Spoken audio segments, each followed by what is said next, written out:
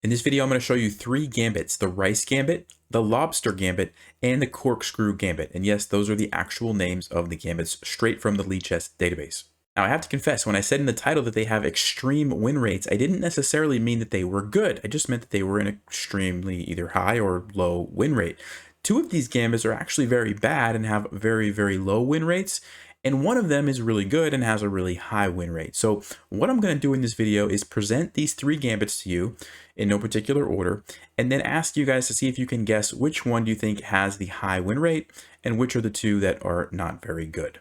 And then after you've had a chance to do that, we're going to go through and look at them and talk about why the two that are bad, and we'll talk about why the one that has a high win rate has a high win rate.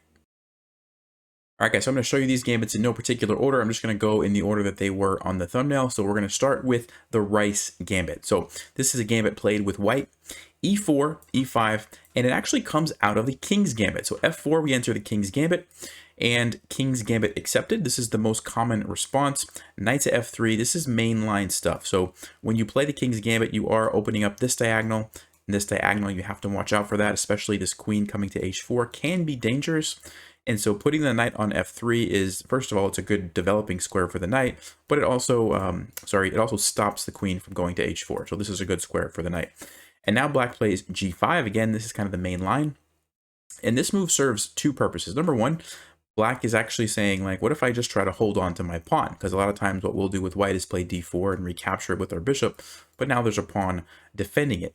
And then the other point behind g5 is that black is saying, you know, I might play g4 next and chase this knight away, and once that knight moves, then the queen can come to h4, and we can get into some serious trouble really quickly as white if we don't know what we're doing. So there's two main moves here, bishop c4 and h4. We're going to go with h4 for this gambit. The idea here is that now if black plays g4, which is what we're going to see, you can play knight to g5 if you want because it's defended by the pawn, or you can play knight to e5, but you don't have to worry about queen h4 check anymore because the rook is defending the pawn, right? And this is actually a common thing.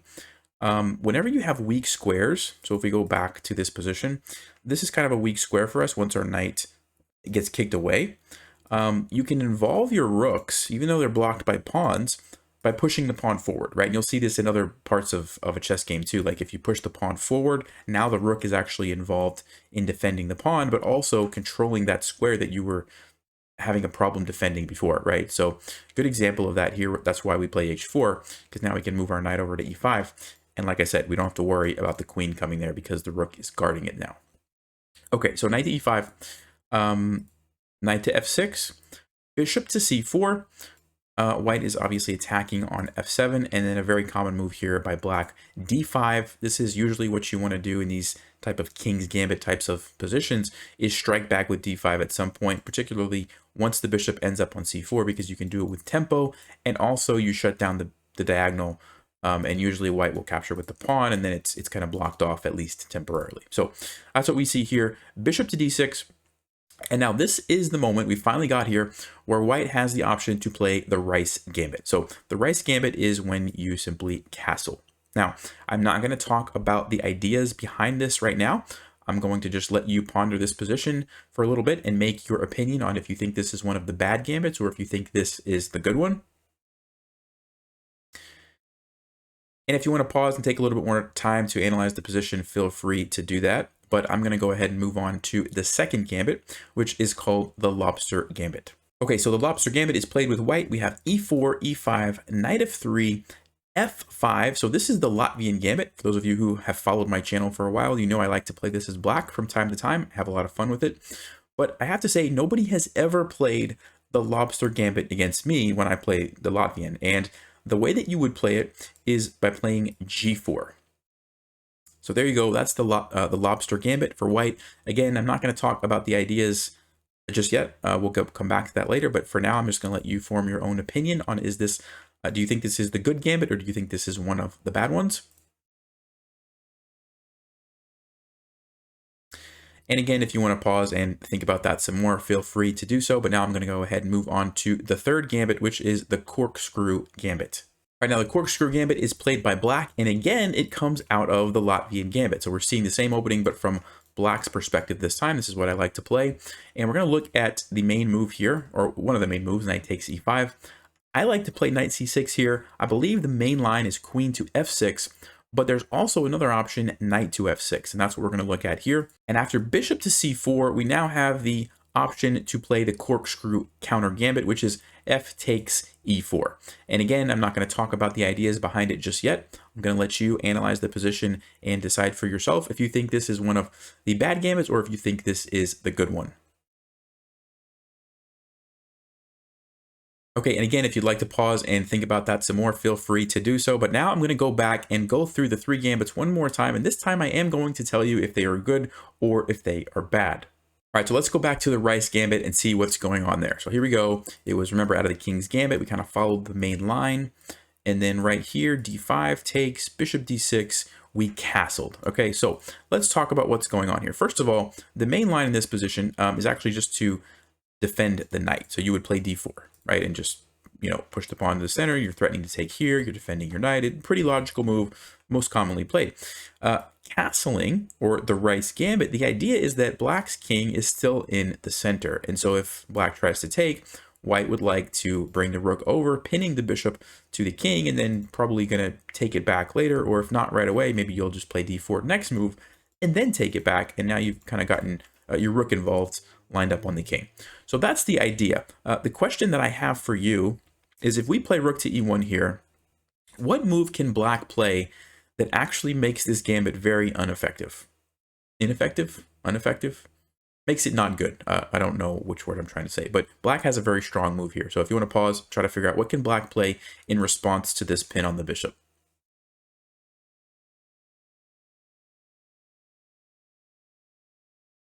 Well, there's actually only one move that's really strong for black, and it's kind of not a very intuitive move, at least in my mind.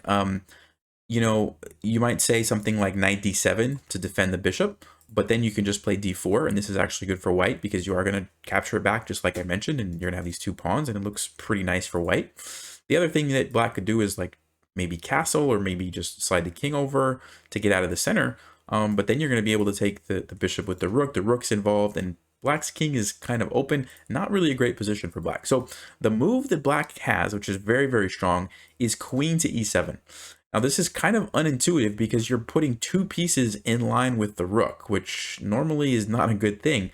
In this case, there's a tactical reason why this is a good move. And it has to do with the fact that if we try to play d4 now to take advantage of this pin, black has another tactic. Again, if you want to pause, this is a good learning opportunity. Well, the move that black has is bishop takes d4 check. And normally we would just want to take it with our queen, but if we do that now, we actually lose this rook because nobody's defending it, and we're just completely losing. And if we don't take the bishop, well, we're also not in a good position. If we like slide our king over, the knight's going to come to e4.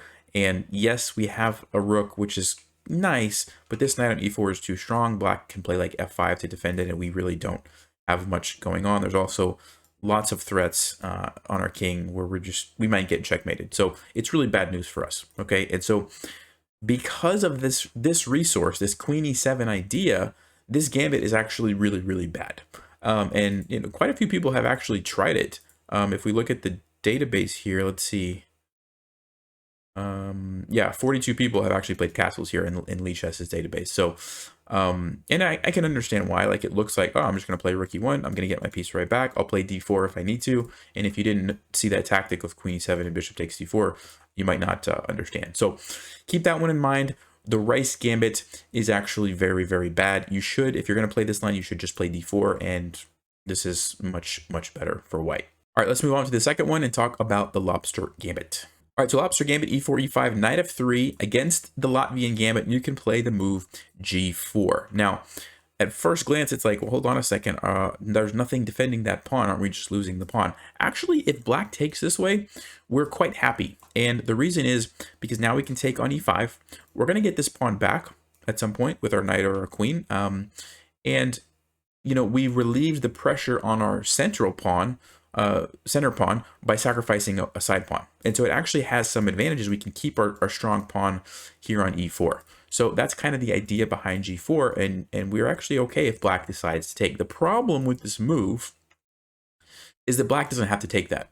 And if they take on e4, which is kind of what you want to do anyway when you play f5, you're counter-attacking the e pawn, right? If they take this way, this pawn on g4 is just kind of like what is it doing there? Like, why do we have a random pawn on g4 and we didn't develop a piece or something instead, right? It's just not a good square. So we can take here.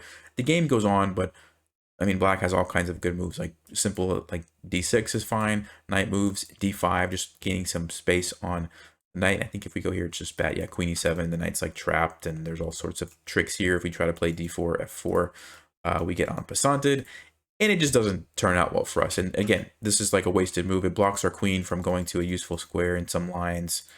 It could be a weakness. I mean, it's just really bad move. So unfortunately, doesn't work. So I do not recommend the Lobster Gambit against the Latvian Gambit. All right.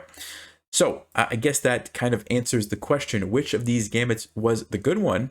And it is the final and the third one, the Corkscrew Gambit. Actually, black has very nice win rates playing that. So let's go ahead and take a look at that now. All right, so the Corkscrew counter Gambit, e4, e5, knight f3, f5, takes, knight to f6, bishop to c4. And when white plays bishop c4, what are they threatening? Well, they're threatening two things, right? Bishop to f7 check, and probably looks like a more dangerous threat, knight to f7, forking these pieces. And if you've seen any of my videos on the Latvian Gambit, you'll know that there are some lines where it's okay actually to sacrifice in exchange, to actually sacrifice this rook, and you get a lot of counterplay in return. Now, this particular gambit is not one that I have actually seen before, but a lot of the ideas I've seen. And so this is kind of a different move order, playing knight f6. Usually, like I mentioned, I play knight c6 and go into some of the other lines. But that's basically the point by playing this. We're saying, you know what? Go ahead, get the fork, go ahead and take my rook, and I'm going to get counterplay with my central pawns and quick development. So as an example, most common move played here is knight to f7. Obviously, we want to save our queen, so queen to e7. And then knight takes h8, and now we can play d5. And remember, this is with tempo, right? It's defended by the knight. Now the bishop has to move somewhere. Bishop b5 check doesn't really make a lot of sense because we can play c6 and just kick it away. So let's just say bishop to b3, which is what most people play. But that's actually a big blunder, and I invite you to pause and figure out, why is this move so bad? And this is actually the reason why this gambit has such a high success rate, because this move is kind of like falling for a trap. So what do you think we should play here as black? Well, if you had a chance to look at that, the move is bishop to g4, and what you'll notice about this position is white's queen has nowhere to go. It's completely trapped except for this diagonal, which obviously it can't use because our bishop is there. Only way to save the queen would be to play f3. That's even worse because now we take with check, king has to move, and it doesn't really matter where it goes. If it goes here, you've got this check, unleashes this, it's mate in 12 according to Stockfish. If the king goes here, knight e4 even leads to a faster mate. Now it's mate 9 from here. So completely crushing. And so if we go back, the big mistake, like I mentioned, was moving this bishop off this diagonal. White has to really retreat to e2 or throw in the check and then retreat to e2, because you cannot allow black to play bishop to g4. Now, if you play bishop to e2, well, then white's going to be okay, and white's actually better. Black has some compensation. These pawns are very strong. Black's probably going to win this knight anyway. It doesn't look like that knight's escaping. So after something like knight c6, I think black has decent chances here, but white's better, and according to the engine, white should be able to win from here. But that's a very clever trick, this bishop g4 line.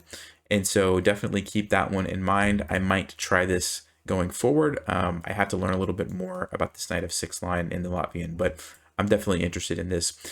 And yeah, it looks like a lot of fun. So hopefully you guys learned something. The only gambit out of these three that I recommend you try would be the Corkscrew Gambit. The other ones are really not very good for the reasons that we mentioned.